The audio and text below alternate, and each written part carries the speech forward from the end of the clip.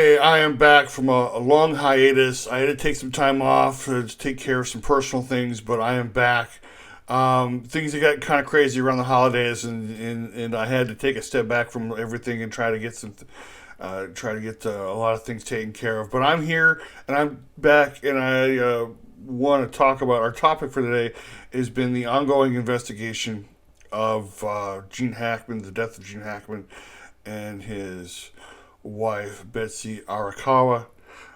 It has become one of the strangest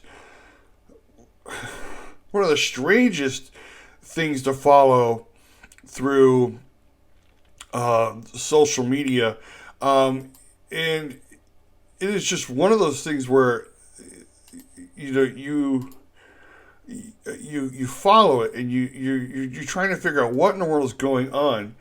Um, all we have known is that Gene Hackman and his wife, Betsy Arakawa, and one of their dogs was found dead um, in their home in Santa Fe, New Mexico.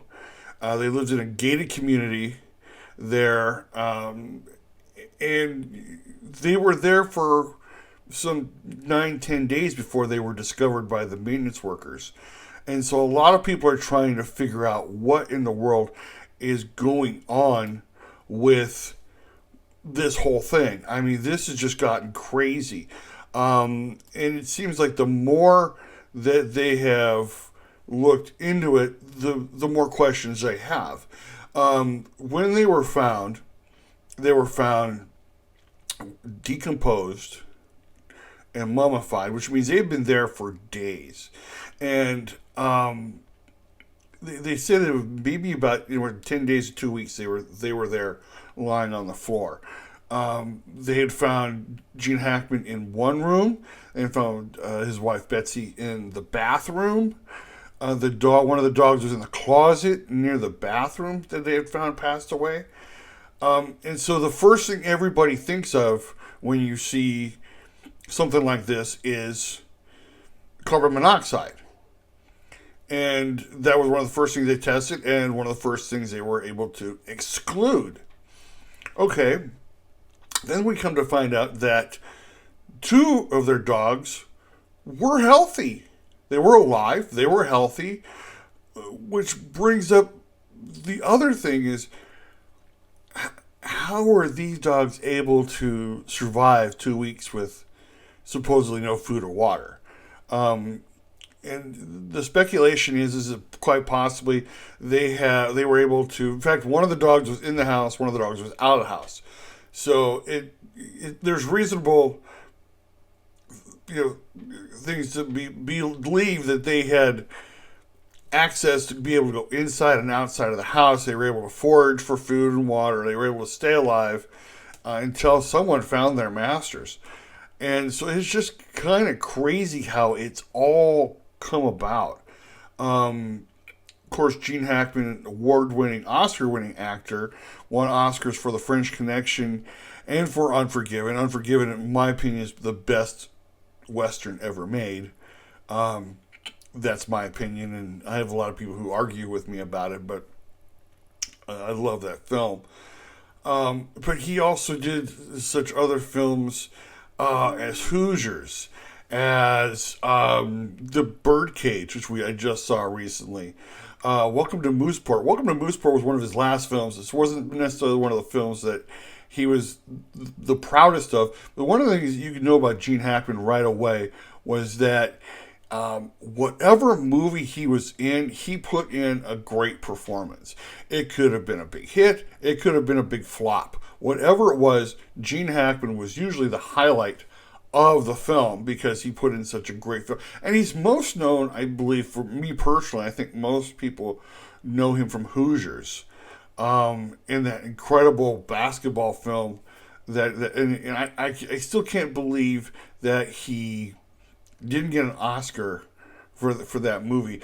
Dennis Hopper did get an Oscar, and he rightly so got an Oscar for that film. But it's just absolutely crazy. Here's a man who had this great career, and to be found in such really suspicious circumstances. And even to right now, it's still suspicious. People are still trying. Everybody's putting on their hats and trying to figure out, okay, what happened. And I can like argue and make some things about what I think may have happened. I've heard some things that make sense. Again, when I first heard it, I thought carbon monoxide, because they're found in separate rooms of the house, but they were able to conclude that wasn't the case, and then to find that the body had no visible external trauma, which means nobody broke in and surprised them and hurt them. That's a big deal too, because it really means that whatever happened in the house is what basically killed them. But let's get into something. Even from what I've heard, even the groundskeepers, the maintenance crew, was like, when asked about their experience with it, they were traumatized. They loved this couple. And matter of fact, the one of the owners of the company didn't even want to speak any ill will about them. They didn't even want to like spill any secrets, because they were that devoted to them. Which basically shows you the kind of love that Gene and Betsy had for these people around them. But let's get into this, because one of the questions has been is that, again, they were there for anywhere from, like I said, 10 days to 2 weeks. And nobody saw, and they were like, how could you not notice these people were missing, that they hadn't come out of the house? Well, that's very simple. Let's go to this article from the Daily Mail, published the 3rd of March, just this past weekend, by Rachel Bowman, which basically says, Gene Hackman's next-door neighbor makes incredible confession about the mummified star and his wife.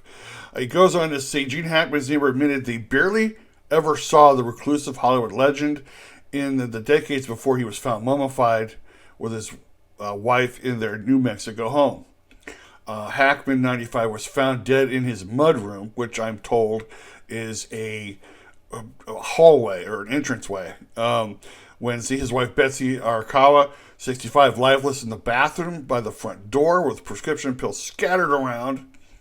One of their 3 dogs died near her 2 days after the shocking discovery. Police announced that they believe Hackman died February 17th.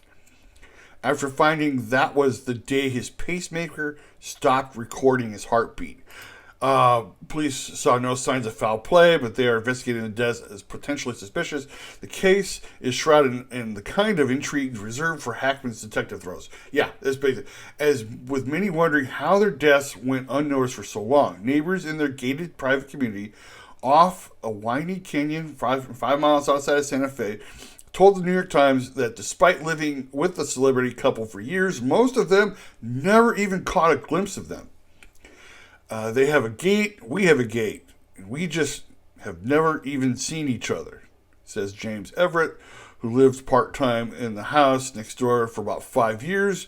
Bud Hamilton lived next door to the couple for about 2 decades, but he said he and his wife had dinner with them only once in 20 years.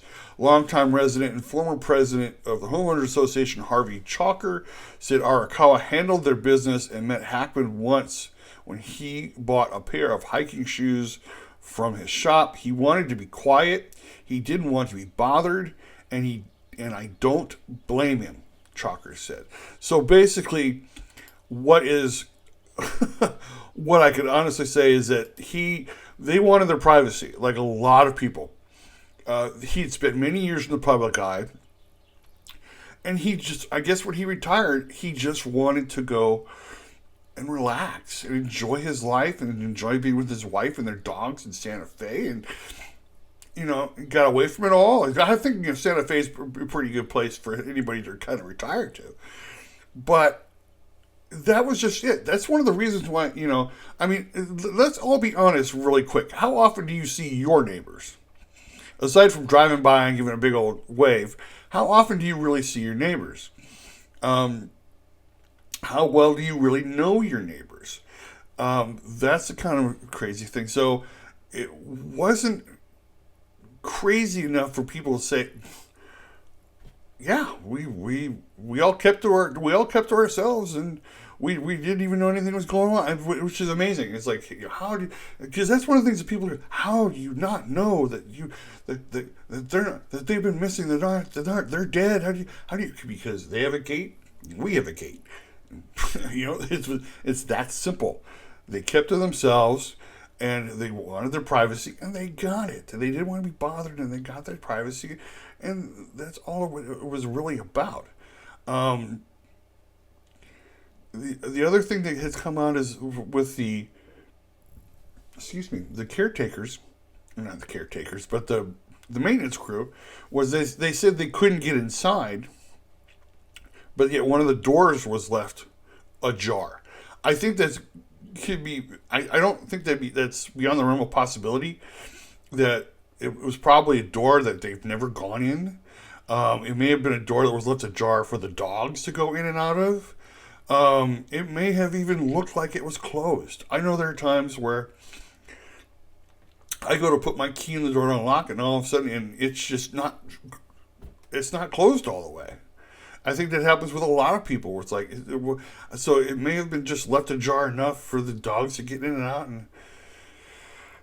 but I think anything's possible. I mean, I know a lot of people are just really, really traumatized by this. But there is an interesting theory because one of the things that was brought up, again, because there's no obvious trauma, and there was no carbon monoxide poisoning again, and his pacemaker stopped working on the 17th. So here's what one forensic pathologist has brought up. His name is, let's see if I can pull this up real quick. His name is Dr. Michael M. Baden. I think it's Baden or Baden. So I don't really necessarily know. This guy's a big deal. He's a forensic pathologist. He is a former chief medical examiner in New York City. He's presently the chief forensic pathologist for the New York State Police. He's received several, degrees and doctorates. He trained in intern medicine pathology at Bellevue Hospital Medical Center, where he was an intern, resident, and chief resident. He's been the medical examiner for 40 years and has performed more than 20,000 meteorological autopsies. He has held professorial teaching appointments at Albert Einstein Medical School, Albany Medical School, College, New York Law School, blah, blah, blah, blah. He has been an expert witness for prosecutors and defense attorneys in trials involving Medgar Evers, John Belushi, Billy Martin, Christian Brando, O.J. Simpson, Jason Williams, Kobe Bryant, Robert Blake, Phil Spector, Ted Binion. This guy's a big deal. He knows what he's talking about. I have seen him, talk about several famous deaths. And he went on Fox News, and here's the headline from Fox News, dated March 2nd, by Ashley Hume. It says, Gene Hackman, wife's cause of death, forensic expert, shares opinion on the unusual circumstances. He shared his theory how Hackman, his wife Betsy, and their dog, after the bodies were discovered on Wednesday. So what has he said? He says that this is possibly a tragic accident. Let's go on to it said Gene Hackman and his wife Betsy Arakawa's death, as well as that their dog could be a result of a tragic accident, according to forensic pathologist Dr. Michael Baden. I'm just going to pronounce it Baden. Criminal investigation of the deaths of Hackman and Arakawa was launched Wednesday afternoon after authorities found the 95-year-old actor, his 65-year-old classical pianist wife, and one of their dogs dead in the Santa Fe home under suspicious circumstances. Officials have said there were no obvious signs of foul play. No external trauma was seen on either Hackman or Arakawa. After preliminary autopsies were completed, Santa Fe Sheriff Adan Mendoza confirmed that the couple had tested negative for carbon monoxide poisoning, and that the Oscar-winning actor had likely died about 9 days before the bodies were discovered. Again, let's get into this. Their bodies were discovered. He died. He'd been probably dead for 9 days before their bodies were discovered. That's absolutely crazy. I mean, the fact that you could be found in your house, mummified in that state. Let's continue. Uh, During the appearance on Fox Report, Baden explained that Hackman's pacemaker, which the sheriff said last recorded in an event on February 17th, could offer a clue. That event would have been a cardiac arrest caused by an abnormal pulse rate. The pacemaker keeps track of the pulse, and when it gets down too low, it discharges, and that's all on the record. Which is true. Because let me tell you something really, really quickly. I have certain medical equipment that records. I have a sleep disorder, and it records my sleeping patterns during the night. I know of people who have certain gadgets on their body, and it's recorded of what's going on so that it can be sent to the doctor in case there are any concerns that need to be addressed. So, and let's all be honest. Hackman was 95 years old, and I've joked several times, and I don't mean it to sound bad, but when you reach the age of 90, you're pretty much just waiting for the clock to tick out. And so the idea that Hackman had a heart attack, and it shows on his pacemaker, very well could be one of the ways that he died. Could be the exact way that he died. They found his cane sitting right next to him, which means he probably had a cardiac event right in that mudroom. And his wife probably, believably so, the way that everything was found, probably went to get his medication. Interestingly enough, no one has said what that medication was that was on the floor. Not one person has said this was the medication that she had in her hands on the floor, that they were going to. But let's get back to it. The autopsy showed he didn't have any injury, no carbon monoxide poisoning. He had the most common cause of death in this country: severe heart disease, coronary artery disease, and high blood pressure, perhaps from what's been released. So that would cause him to have a cardiac arrest in the mudroom and collapse right there. The search warrant released by the Santa Fe Sheriff's Office, obtained by Fox News Digital, investigators stated that they had found Hackman's body on the floor in the mudroom and with a walking cane and sunglasses nearby. According to the documents, detectives suspected that suspected that the actor may have suddenly fallen, which again it brings up one of the worst jokes in history when you think back to that. I've fallen and I can't get up. But that's almost pretty much what happened. He had a heart attack. He'd fallen. He didn't get up. He's probably screaming for his wife at this point in time. Baden shared his theory about Arakawa's death may have occurred after Hackman's pacemaker stopped while she was trying to help her husband. Yeah, that's what I believe too. Affidavit stated that Arakawa was found on the ground in the bathroom with a space heater near her head.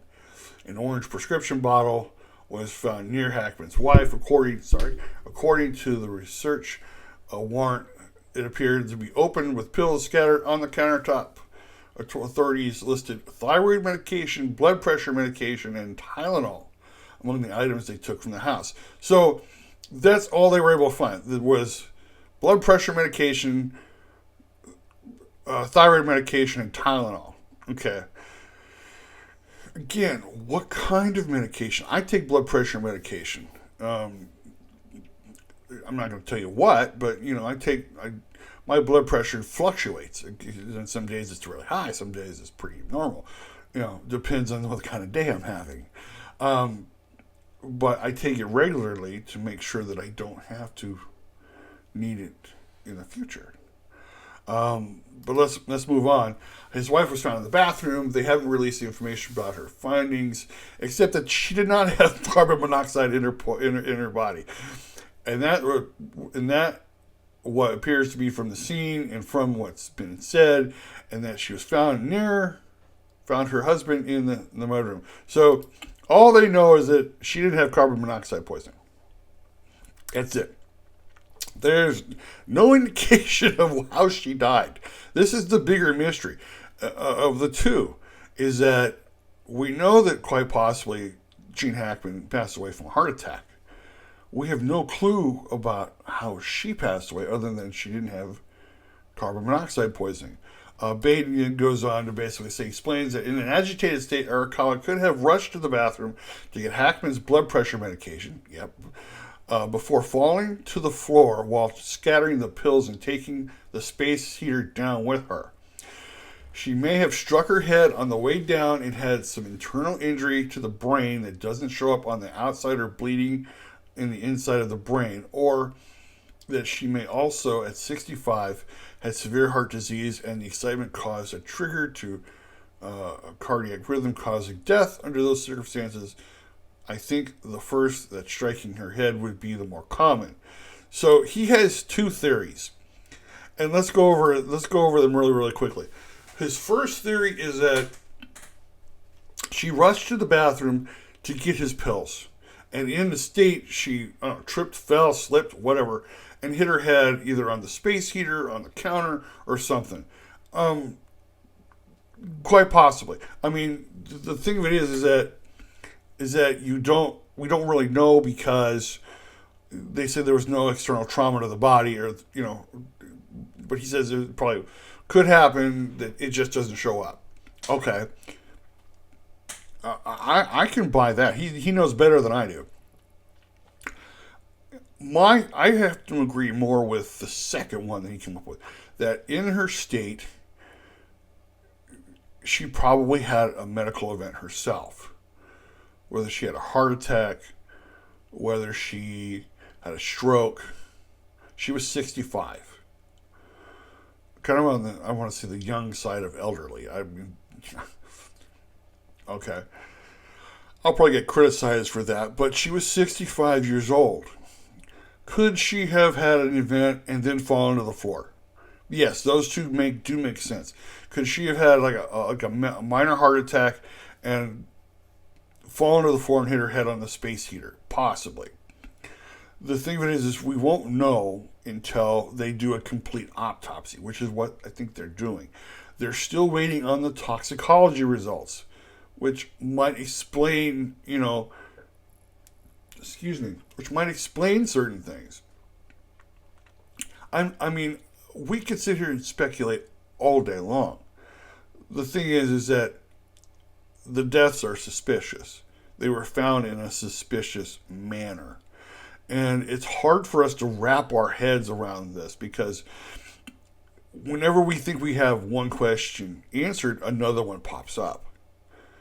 And it's those questions that pop up that kind of make it hard for us to put everything in a nice tiny little box and allow this to be resolved. Sadly, we have two people who loved each other who passed away at pretty much almost the same time.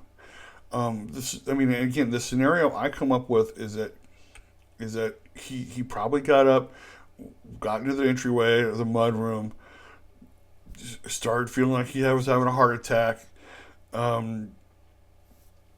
fell down and collapsed, and in her panic went to go get his blood pressure medication or whatever it was to try to save him, and could have had an event herself. She could have slipped or tripped, and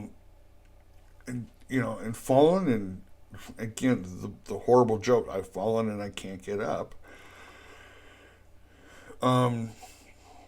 And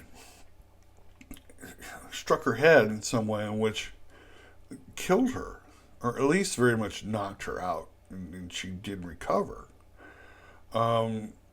I know people are still like, what about the dogs? I think one of the dogs, what's to say maybe she didn't trip on one of the dogs? I know that I have two dogs that are like, whenever we move, they get up and they move with us. And there have been a couple of times I've almost tripped over my one dog because she's like so close. Could that have happened? Quite possibly. Could she have tripped over the dog, killed herself, and killed the dog? Possibly. Anything's possible. It is. Maybe the dog was injured, went into the closet, and stayed there, and he died himself. at this point, we really have got more questions and answers, and that's what's frustrating us about this entire scenario. Um, I will say, as I close this up, because I mean, I am a true crime junkie. I love true crime, and I'm very, very interested in how this all wraps up, along with a death that happened just a day before with Michelle Trachtenberg, who was found unresponsive in her New York hotel, or not hotel, her apartment, her New York apartment, and she passed away. She was 39. And I kind of think, and with that, again, they basically, they didn't find anything that indicated drugs or anything of the sort. They just found her unresponsive and dead. That makes things really, really crazy and weird.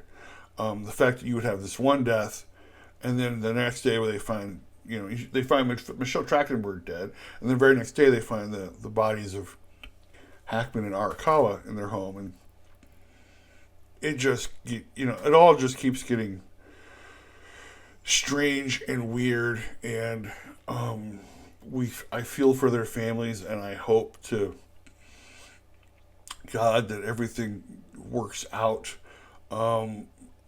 I would love to know the answers of how and why these people have passed away. Just so that we know, because I think we as fans also want closure. It would make us feel a whole lot better about how we know how these stars that we've grown up with, how they moved on. And let me just be totally honest. I love Gene Hackman as an actor. He was, whether he was a villain, whether he was a hero or what, he put in performances that just made you feel. And I think that's one of the most important things that an actor can do, is to make you feel the emotions that need to be raised at that point in time. I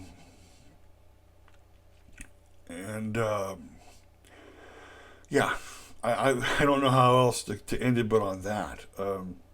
I will miss him. I've missed his acting for years since he retired. And he looked to be someone in really good shape or health up until his passing. So rest in peace, Mr. Hackman. Rest in peace, Miss Arakawa. Rest in peace, Michelle Trachtenberg. I hope that everything has worked out. I didn't get a chance to show you today's coffee mug. It is Donald Duck and his angry self. I think because I really hadn't been on for a while, and I really want to get this out and talk to you. So let me wrap this up. Again, I want to thank you for joining me today on With the Show. My name is Goose Scott. If you liked the video, give us a big thumbs up. Let me know that you liked the video. Leave me a comment and tell me what you think about this whole scenario, because I'm really, really curious to know what you guys think about what's going on. Subscribe to the channel, because I will be putting out more and more videos as time rolls on. I'm going to be more and more consistent with this, because I enjoy doing this. I enjoy this. I love this. Subscribe to the channel so that you know when new videos are uploaded. Hit that bell. Bang, bang, bang. Hit the bell. And that way you know when I got new videos up for you. This week I have some videos that I'm putting out for a new series called Bad Movies You Should Watch. And I actually have 2 movies that are coming up later this week from a production company that was really low bar. And I think that was one of the reasons why these movies did not do as well as they should have. But until then, again, thank you very much for watching On With the Show. I'm Goose Scott. I will see you on the other side.